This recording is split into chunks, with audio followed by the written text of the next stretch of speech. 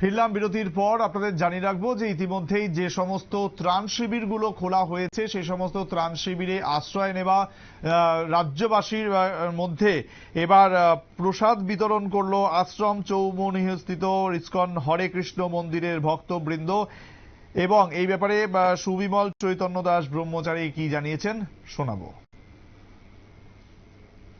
বিগত 50 বছরের মধ্যে ত্রিপুরাবাসী ভয়াবহ বন্যায় কবলিত হয়েছে। এই বন্যায় পীড়িতদের পাশে এসে দাঁড়িয়েছে আমাদের আগরতলায় আশ্রম সংস্থিত ইসকন হরেকৃষ্ণ মন্দির।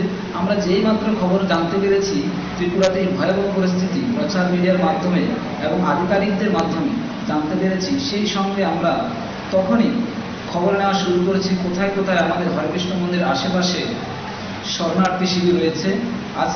আর সেই মাত্র আমরা যেখানে যেখানে খোঁজ পেয়েছি সেখানে গিয়ে আজকে বিকাল নাগাদ সুস্বাদু কৃষ্ণপ্রসাদ তৈরি করে আমাদের ভক্তদের মাধ্যমে আমরা পরিবেশন শুরু করি।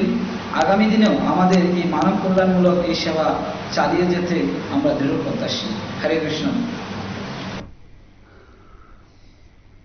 অর্থাৎ যারা ত্রাণ শিবিরে এই মুহূর্তে রয়েছেন তাদের জন্য খাবারের ব্যবস্থা করা হয়েছে, প্রসাদ বিতরণ করা হয়েছে এই ত্রাণ শিবিরে আশ্রিতদের মধ্যে। এবং এই ইসকন হরেকৃষ্ণ মন্দিরের তরফ থেকেই কিন্তু এই উদ্যোগ নেওয়া হয়েছে যাতে প্রতিটা মানুষ আজ যারা দুর্যোগের মধ্যে দিন কাটাচ্ছে তারা যাতে সঠিকভাবে খাওয়া দাওয়া করে তাদের দিন যাপন করতে পারেন। সময় আরো একটি বিরতির, সঙ্গে থাকুন।